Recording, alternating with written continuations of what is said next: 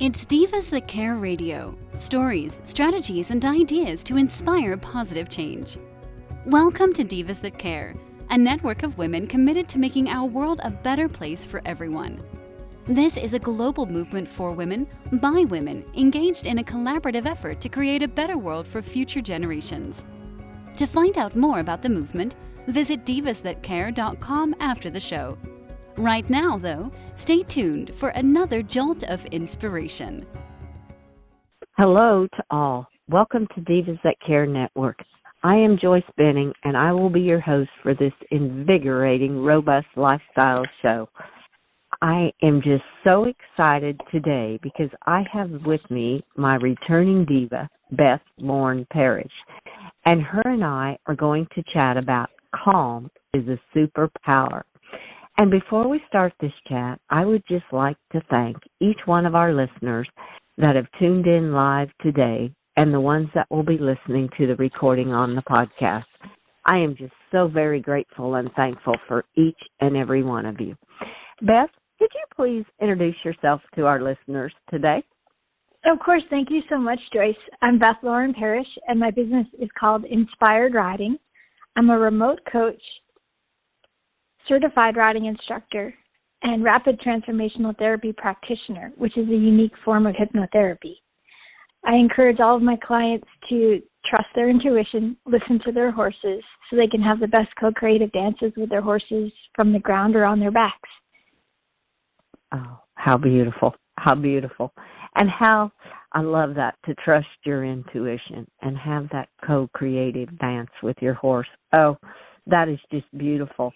And that just, everything you were talking about, the word calm was coming into my mind because I'm going, okay, you've got to stay calm to keep all of this going that you have going on in your life. Because if you are not calm, things don't seem to fall into place. So the word calm was just coming. I could feel the energy of calmness coming as you were introducing yourself, Beth. I so appreciate that. Well, I was just like, okay, let's get into that energy of it. And actually, it changed my voice since I started talking to you. I could feel how it got lower. That was interesting. Yeah. So, so many instructors and horse trainers are telling their students they need to be calm for the horse to be calm. And that's really, it's great advice, but many people don't either know what to do or they feel like they're stuck in a pattern of, crazy thoughts that just keep getting them anxious, So I thought today I could go through some ideas on how to actually, when you're in the trenches of it, in the scary moments, like how to get yourself back to that calm state. How does that sound? Oh, that sounds absolutely wonderful. That is exactly what we need to, the whole universe needs to hear in so many situations. And be it with the horse or be it whatever it is, you can always apply it to life. So I am excited to hear about some of the golden nuggets you're going to share on how to keep the calmness in, like you said, when you're in the trenches of chaos. Totally. Well, I'll first state that, I have a lot of little tips, but this bigger picture came in when I sat down to write about it. I just wanted to share this first. So, while most people immediately advise coming back to your breath and making sure you're present in your body, a wise idea to help your mind is to actually imagine your awareness expanding, almost as if you're being pulled up and above the entire situation, and notice what needs more love and attention. So you can think of it like you're looking at a scary, hairy, unpleasant situation from way above, as if you're an angel looking down, becoming aware of what needs to happen, what needs to be said, or what simply needs a moment to pause and breathe. So once you take this bigger glimpse from above, you can then come back into your body and your breath and get present. To put a hand on your heart, hand on your lower belly, wiggle your toes so you really feel like you're in your body. You could even horse sigh it out, and then use that bigger perspective that you just tapped into as if you're your very own angel energy or your higher self, and do what's needed in that moment to get back to your calm state. So that was just like a really fun idea that came in. It was also because I was talking to my husband this morning about it, because, he does martial arts, and he was also in the Army. And so he was talking about just having that bigger awareness and then tuning into that really helps you get back to that calm state, so you don't have that tunnel vision and get stuck in thoughts that are not serving you, Oh, yes.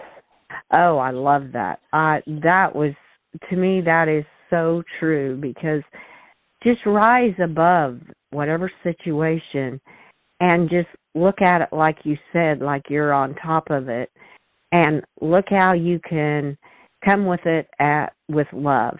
Stay heart-centered when you're up there and go, okay, when I come back down, I'm going to be heart-centered. I'm going to breathe. I'm going to come back on this with love and attention, rather than getting all frustrated and upset and losing that calmness that you can get when you rise above the situation and look at it from up there, like you said, like an angel. And that touched my heart. It just gave me chills now, because I love that. I love that. And what you said before we started is that you wish you had the magic wand. So I always think of like spreading pixie dust. You can imagine like you're literally throwing pixie dust on the situation and creating that feeling of, if I can just get back into my happy thoughts, get back into what brings me joy, and focus on compassion for myself and anyone else in the situation, then you can really start to activate that calm in a more proactive way. So some people just get like so stuck in those negative thoughts, and I find it, Nadine, it happens to me, and I just look at it. I literally just start watching my thoughts like I'm watching a movie, and I go, well, that's not really helping. How can I, jump out of this?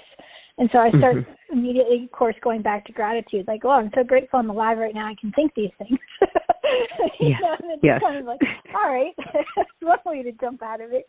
And there's the other way of what I call flipping the script. So you're like, for example, you put your leg on your pony and say, are you ready to walk? And he just stands there. And instead of getting frustrated, just go, oh, my gosh, I can't believe my pony's letting me ride. Just take that moment, and then you take a breath. So I actually had a moment yesterday where he was not wanting to go unless we went in the woods. And he was happy to move in the woods. But as soon as we got to the arena, he was like, nope, I'm done. So I had to channel my inner calm and go and not get frustrated with him, and just be appreciative that, hey, he took me on this little trail ride and we can be done with that. And then it got me to put my curiosity cap on, like, what do I need to do now? And I got the sense that the tack wasn't feeling great, and I messaged my friend who's also an animal communicator, and she got that it was the saddle as well. So we changed the gullet in my saddle last night, so my hope is today I'll try it and see if he actually wants to move out a little bit better. So that's a beautiful example of, instead of just getting really mad and like, telling you have to go, let's do this. And instead it just went, okay, it is what it is. It's not his day today.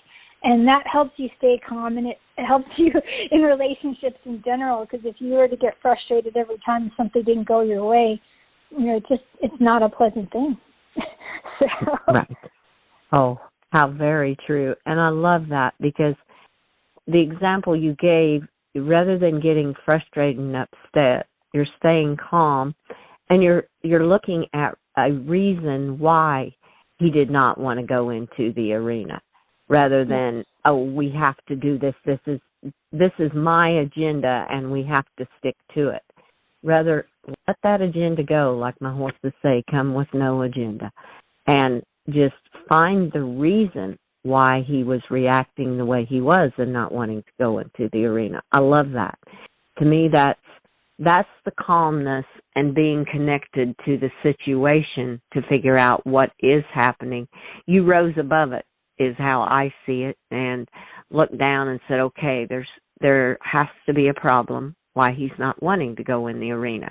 The woods were fine, but he's not comfortable performing in the arena today. So that was a beautiful example of just kind of going back to what you said, too, of rising above as an angel and looking down and saying, what is this situation, and how can I change it to make it better for today that he may want to go into the arena and perform? So a beautiful example, and tying it all together, too, is how I heard it. I love that. That's awesome. What other ways, I love how your horses said, come with no agenda. What other ways have they taught you to stay calm? Well, come with no agenda. Be present in the moment. And I feel that, too. You were that. You were present in that moment, realizing something's just not quite right. So we're not going to push the arena today. Where if you wouldn't have been in that moment and listening to your intuition, like you said in the very beginning on your introduction, trust your intuition. And to me, being present in that moment, you were trusting that intuition that there's something just not quite right, because you could feel it too. So it all, yeah, they are very much no agenda and be present in the moment, and for sure leave that cell phone behind. We do not need the cell phone when you come to us. Yes. Unless you're inviting them to do selfies with you and they think that's fun. Otherwise, yeah, put it somewhere else. Yeah, put it somewhere else so it's not dinging and you aren't thinking, oh, now what's going on? And I got to look at this and that. To me, you're not present in the moment. You're thinking of what you need to be doing and what is coming that's coming next. You're not there present in the moment. And I think that's how they feel, because they're like, if you're busy on your phone, you're not present in the moment with us. And yeah, they totally. love for us to be present in the moment with them, because they're so in the moment with us. They give us our all. They give their all to us. And in return, I want to give my all back to them. So, I love that. Those are well, that's my horses and I. They are blessed to have you, that's for sure. Oh, thank you. I feel very grateful and thankful every day that I have my three magical horses. They're angelic. There's just no other way to describe them. And to me, all horses are. I just love them. And you form a bond with them, and they form a bond with you. I always feel the horse chose you, and then you build that bond from there, and I love that. It's the best feeling. It's such an honor to have that relationship.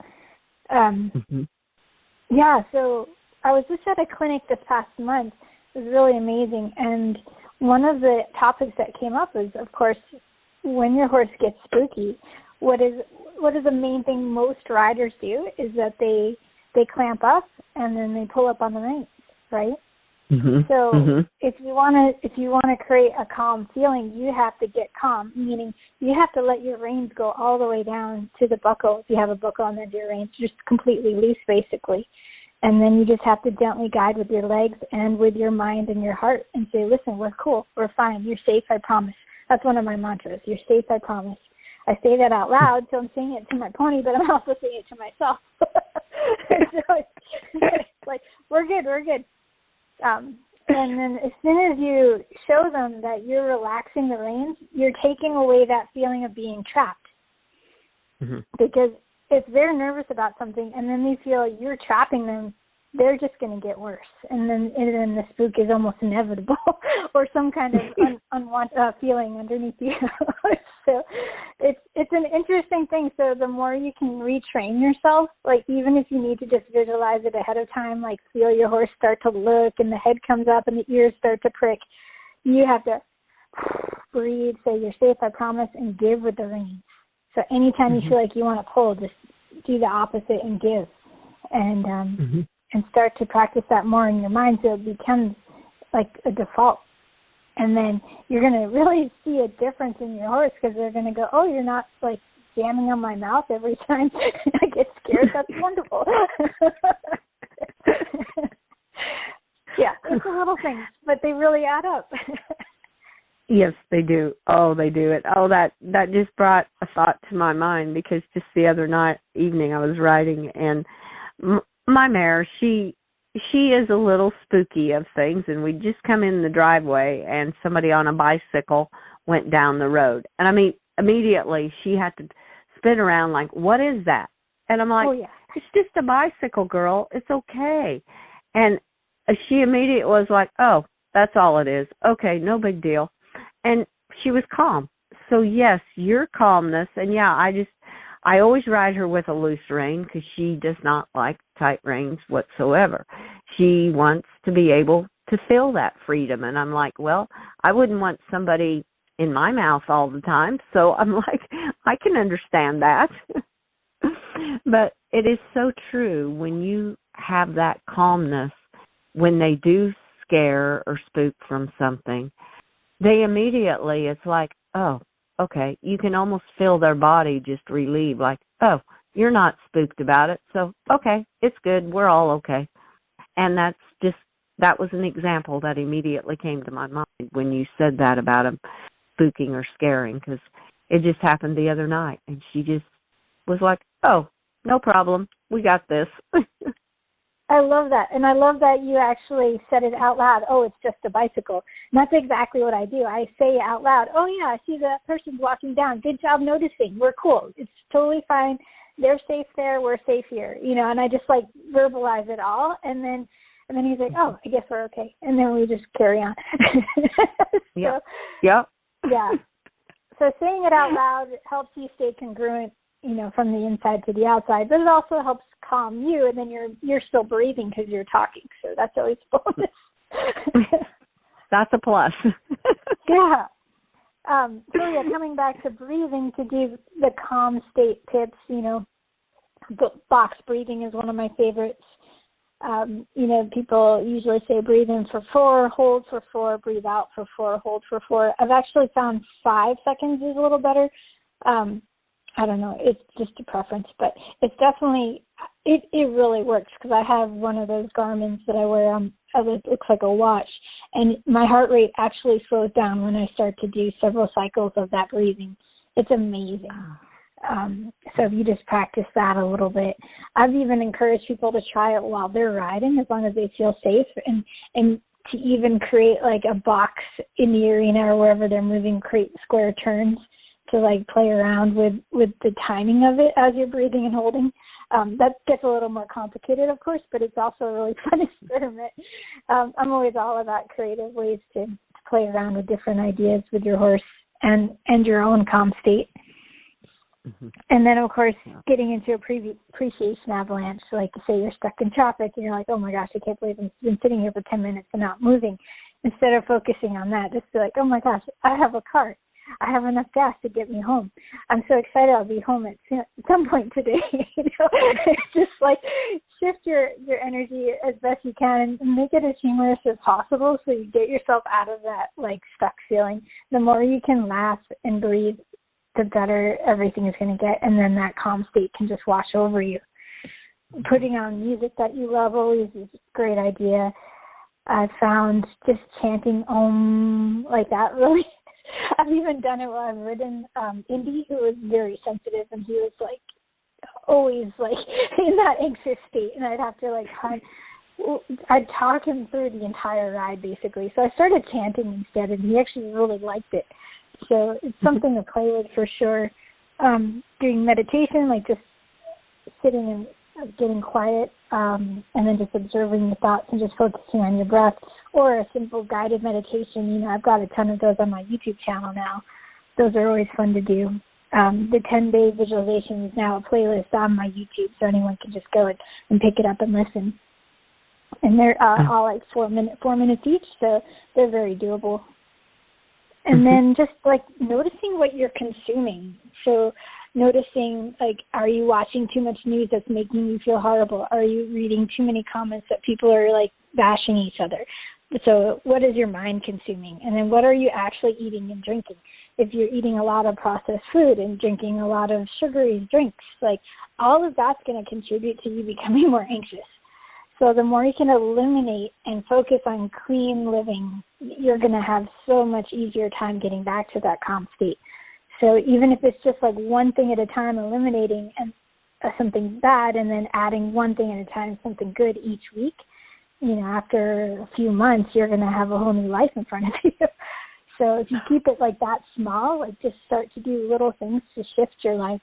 I'm one that I rip the Band-Aid off all the time because I've been forced to in my life with all the accidents that I had. So I'm like, okay, here I am sitting in pain. I'm going to cry it out, and then I'm going to focus on what makes me feel better. Like I literally feel the emotion and then go, okay, now how do I want to shift my world? I don't want to stay here forever.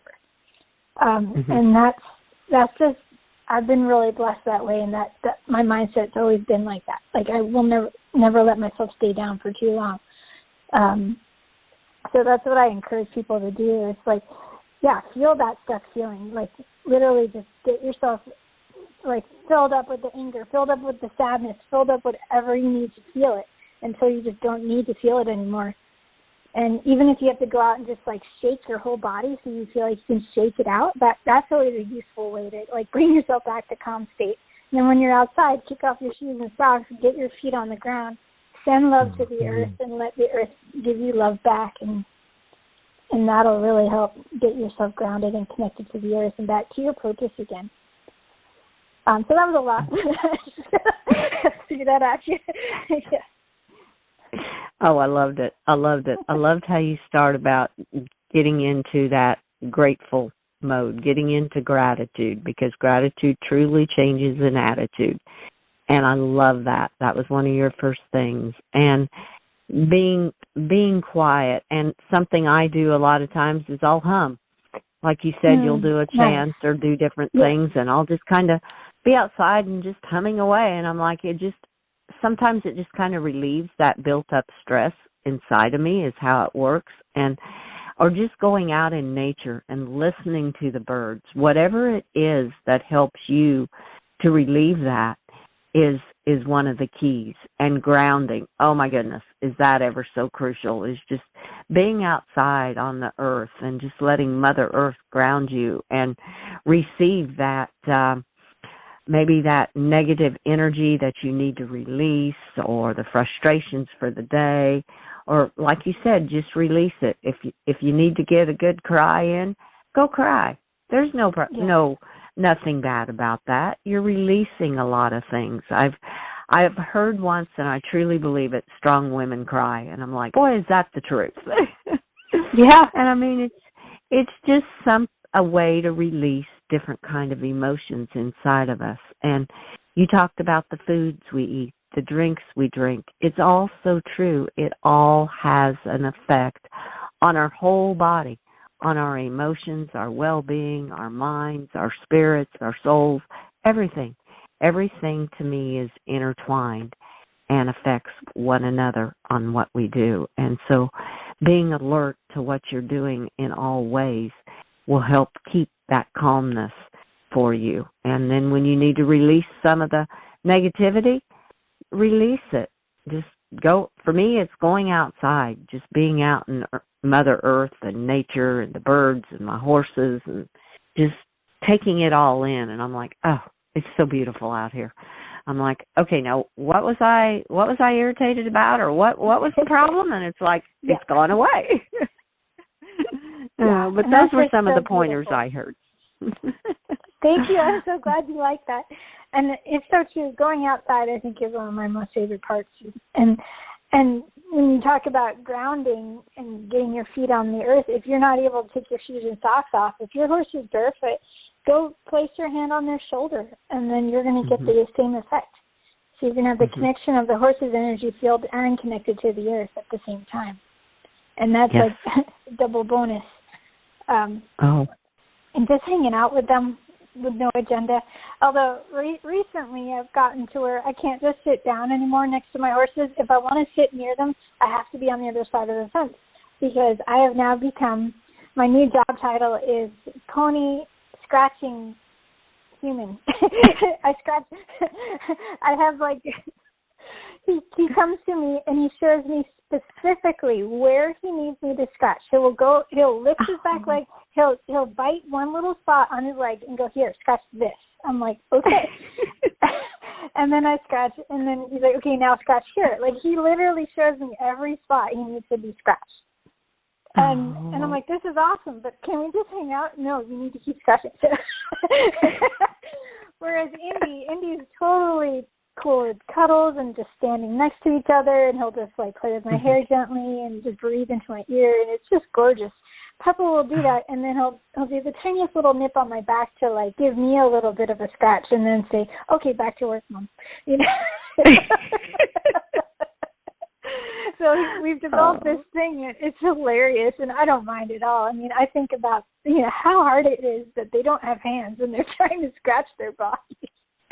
And I'm just grateful that he's so clear and he shows me what he needs. And I know I joke about it, but it's like putting money in the horse's savings bank. We're continually adding to that relationship, that bond, anytime we offer more to them like that. And so I do my best to do that before I ride, especially. And there's some days where I ride, some days where I just go out and scratch him, and he's totally cool with whatever, and he'll tell me what he wants.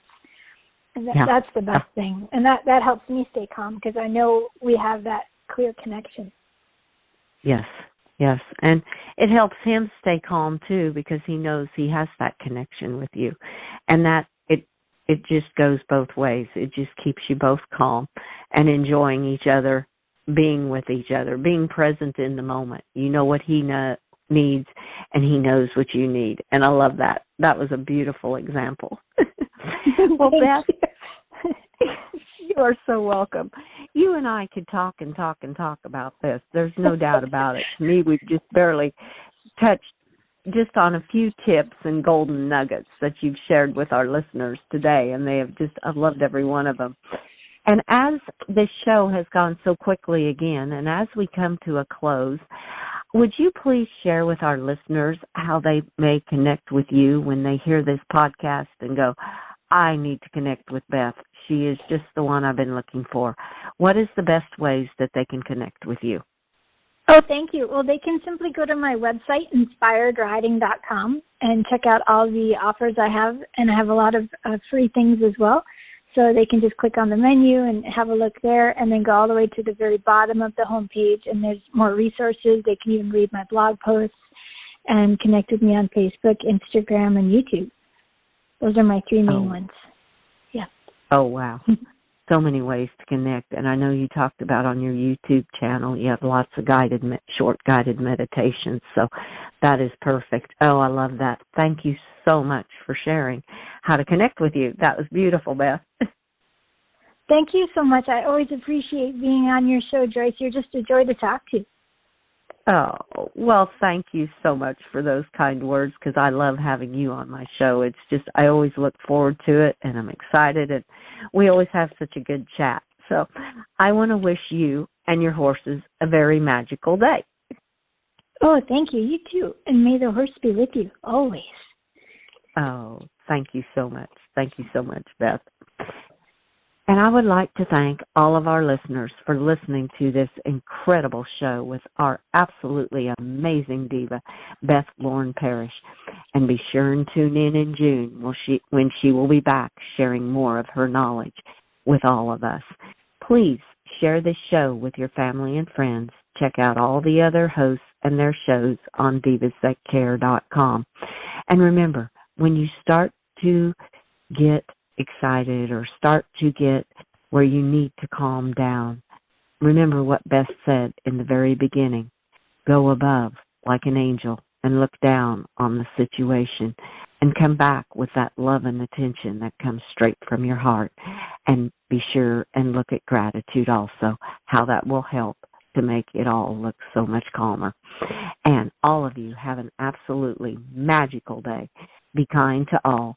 Give your animals that great big extra hug and share your love with them. Until we connect again on Robust Lifestyles, stay strong and healthy. Thanks for listening. This show was brought to you by Divas That Care. Connect with us on Facebook, on Instagram, and of course on divasthatcare.com, where you can subscribe to our newsletter so you don't miss a thing.